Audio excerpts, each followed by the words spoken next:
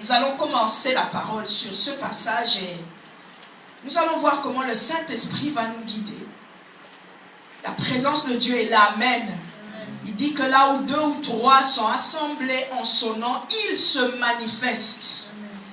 Il y a une autre interprétation en français qui dit il est là, il est présent. Mais j'aime l'interprétation qui dit il se manifeste. Lorsque nous sommes ensemble réunis au nom précieux de Jésus, c'est parce que nous cherchons Dieu. Nous voulons voir la manifestation de Jésus-Christ dans nos vies. Et nous voulons cette manifestation dans tous les domaines.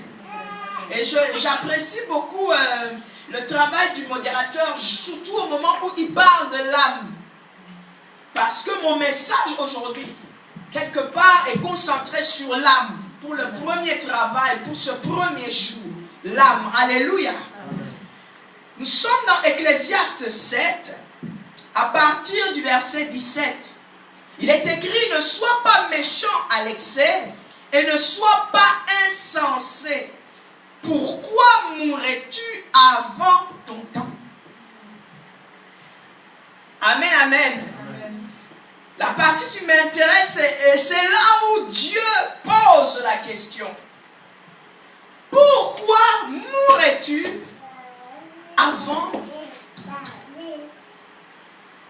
C'est la question que je suis venu te poser aujourd'hui. Pourquoi mourrais-tu avant ton temps? Le titre de ce séminaire est « Sois libre ». Nous ne sommes pas dans une convention, mais nous sommes dans un séminaire. Donc, je vais enseigner. Amen. Alléluia. Amen. Il y a 3 mots que je veux exploiter pendant ces 3 jours. Et ces 3 mots seront temps, prison, mort. Alléluia. Amen. Et le tout dernier, certainement le 3e jour, ce sera la liberté. Le temps, liberté, libre. Quand on voit liberté, on parle de prison. Et la mort, alléluia. Amen. Lorsque je suis en train de faire la méditation, ou que je suis en train de demander à Dieu de me parler du temps, je suis en train de me dire, mais Seigneur, pourquoi m'emmènes-tu dans ce passage? Pourquoi mourrais-tu avant ton temps? À chaque fois que Dieu pose une question, c'est pour pouvoir te ramener à la raison. C'est pour pouvoir te ramener à commencer un peu à réfléchir là où tu te trouves. Où est-ce que tu es en train d'aller? Ta manière de pouvoir avancer. Est-ce que tu es en train d'obtenir des résultats ou pas? Est-ce qu'il n'y a pas un problème malgré tout? Et la question de ce soir, pourquoi mourrais-tu avant ton temps? Je sais que toi et moi, lorsque tu es en train de lire cette phrase, ou que tu prends cette question, la mort dont tu es en train de voir est certainement la mort physique. C'est-à-dire lorsque tu ne respires plus, la cessation de la vie. Lorsqu'on te met dans une tombe ou dans un cercueil et puis on t'enterre, alors tu es en train de voir ça là, pendant que je te parle, c'est à ça que tu es en train de regarder. Mais moi je te pose la question ce soir, comme Dieu me l'a posée. Pourquoi cette église mourrait-elle avant son temps? Pourquoi toi qui es membre de cette assemblée, mourrais-tu avant ton temps? Et pourquoi même ceux qui ne sont pas encore arrivés, mourraient-ils avant leur temps? Mon frère et ma soeur devaient être là ce soir pour entendre une parole comme celle-ci. Pour entendre une question comme celle-là. Dieu demande pourquoi? Pourquoi mourrais-tu avant ton temps? Lorsque je regarde le temps, je comprends tout simplement que c'est une notion fondamentale conçue. Elle a été conçue, c'est une notion. Lorsqu'on parle d'une notion, il y a plein de principes dedans. Je ne suis pas venu pour entrer dans les principes, etc., etc. Alléluia. Amen. Mais c'est une notion et cette notion est fondamentale. Et lorsque je dis qu'elle est fondamentale, c'est-à-dire qu'elle est importante. Amen. C'est une notion Parce que lorsqu'on parle du temps, toi et moi, on ne peut pas le toucher. Lorsque je parle du temps, je te dis le temps, mais je ne sais pas toucher le temps. Je ne peux même pas attraper le temps. Est-ce que tu es avec moi? Amen. Dans lequel se succèdent beaucoup d'événements. Jésus, alléluia. Amen. Maintenant, lorsqu'on parle du temps, je réalise pendant mon observation, je veux que tu me suives très bien pour comprendre la suite des événements des 3 jours qui viennent, des 2 jours qui nous restent. Alléluia. Amen. Le temps agit. Et elle agit fortement sur le monde et sur les êtres.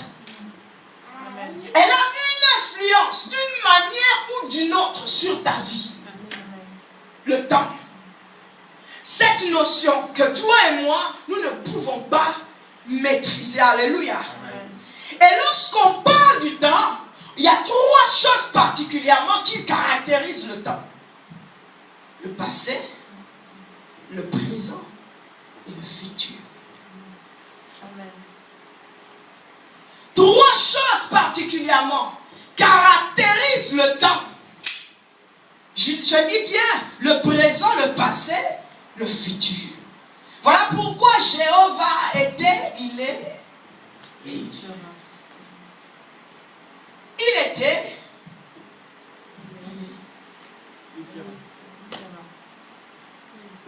parce que le passé, le présent et le futur. Alléluia. Mais ce qui t'intéresse à toi ce soir et à moi, c'est le présent. Amen. Parce que lorsqu'on parle du présent, on parle de maintenant. Tu me saisis? Amen. Avant que j'arrive au présent, quelque chose s'est passé dans le passé. Je dis ce qui se passe dans le temps peut ou ne pas influencer ta vie. Est-ce que tu es avec moi? Amen. Bon, avant de parler de toi, je veux que toi et moi nous puissions aller un peu dans le passé. Il s'est passé quelque chose. Et cela est dans Genèse. Alléluia. La Bible me dit que Dieu regarde la terre. Et elle trouve que cette terre est informe et vide. Je suis dans Genèse 1. Et il se décide de la refaire. Et effectivement, lorsque tu lis la Bible, toi qui la lis si bien, tu remarqueras qu'il a refait la terre. Il lui a donné une forme. Et il a mis des choses qui déterminent le temps. Le soleil qui préside au jour. Et qui préside pendant le jour. Et nous avons la lune qui préside pendant la nuit. Les étoiles aussi ont une influence quelque part dans le temps. Alléluia. Amen. Et dans le temps, dans le passé, Dieu avait mis aussi la lumière. Et Dieu a fait beaucoup d'autres choses. Mais pendant qu'il est en train de le faire, il se décide de placer l'être humain. L'homme et la femme. En ce moment, je ne suis pas en train de les diversifier. C'est-à-dire, je ne mets pas la catégorie homme de côté, la catégorie femme de l'autre. Non. La Bible dit dans Genèse 5 qu'il est fait homme. Il les appela du nom homme. Il y avait l'homme et la femme. Et si tu regardes très bien en français, lorsqu'il y a un groupe, un attroupement d'hommes et de femmes, on dira il, on ne dira pas elle. Donc lorsque tu es en train de lire les livres de la vie, fais attention à la manière dont tu es en train de la lire. Lis pour comprendre. Voilà pourquoi je plains les gens qui ne croient pas au ministère de la femme. Parce que la femme a été aussi appelée dans le plan divin. Amen. Est-ce que tu es avec moi? Amen. J'ai dit que quelque chose s'est passé. Et donc lorsqu'il établit l'homme et la femme, il leur donne une instruction que toi et moi nous connaissons. Vous ne mangerez pas de cet arbre qui est de la connaissance du bien et du mal. Ne mangez pas du fruit de cet arbre. Car le jour où vous en mangerez, certainement, vous mourrez. Dans cette certitude, il n'y a pas de doute. Et dans cette certitude, il n'y a pas d'à peu près. Dans cette certitude, il n'y a pas de demi-mesure. C'est sûr, c'est certain, vous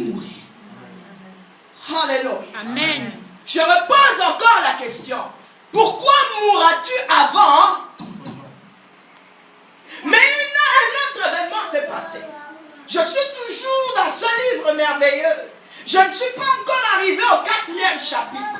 Je suis dans le 3e chapitre. La Bible dit au 1er verset de Genèse 3 que le serpent était le plus rusé de tous les animaux des champs que Dieu avait fait. Et il se rencontre ces êtres humains. Et il commence à parler avec l'homme. Et il parle à la femme. Et il dit à cette femme, est-ce que Dieu a-t-il vraiment dit?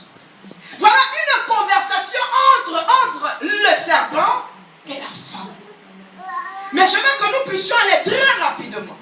Je te parle de ce qui s'est passé dans le passé. Allons dans Genèse. Alléluia. Nous sommes dans Genèse. Je suis dans le livre de Genèse 3.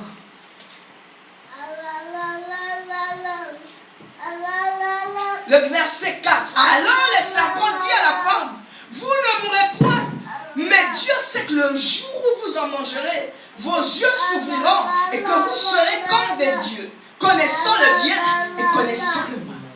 La femme vit que l'arbre était bon à manger et agréable à la vue, et qu'il était précieux pour ouvrir l'intelligence. Elle prit de son fruit et en mangea. Elle en donna aussi à son mari qui était auprès d'elle. Et il en mangea. Alléluia. La première des choses, c'est que malheureusement, la femme est tombée dans un piège. Elle y entraînera aussi son partenaire. Ils ont mangé du fruit de l'arbre qui a été défendu.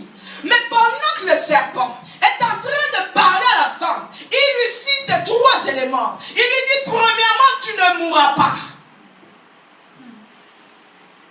Deuxièmement, il lui dit, tes yeux vont s'ouvrir.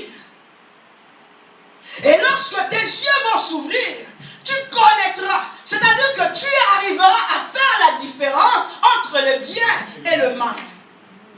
Or, la seule chose dans la catégorie de la diversification, c'est-à-dire dans la différence de pouvoir faire le bien et le mal, se trouve l'intelligence. Quelqu'un qui arrive à un potentiel capable de pouvoir mieux discerner ou avoir le sens de discerner que cette chose est bonne, que cette chose est mauvaise, on dirait que cette personne est intelligente. L'intelligence ne vient pas parce que tu es sorti le premier de ta classe. Amen. Ou parce que tu as fait 90%. Parce que tu peux avoir fait 90% en classe, mais dans la vie, tu ne sais pas prendre des décisions. Tu n'arrives pas à discerner que le temps est bon ou le temps est mauvais.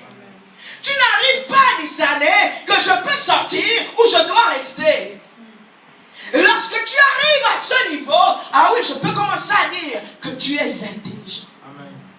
Alléluia. Amen. Et donc, je peux comprendre que le diable est venu encore une fois lui faire croire qu'elle deviendra ou ils deviendront plus intelligents qu'ils n'étaient au moment où il parlait avec eux. Amen. Jésus. Et troisièmement ou quatrièmement, il leur dit, vous serez comme des dieux. Pourtant, en vérité,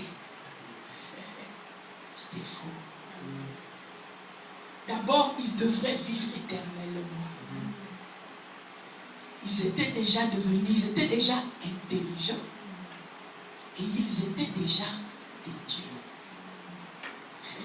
Parce qu'ils avaient été créés à la ressemblance et à l'image de Dieu.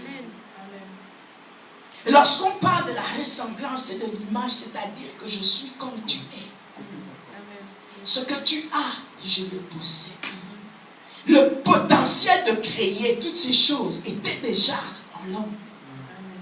Parce que la capacité de Dieu en lui permettait d'amener à l'existence les choses qui n'existaient pas. Mais que lui seul voyait au fond de lui. Quand il déclare qu'elles existent, elles existaient. Alléluia. Amen.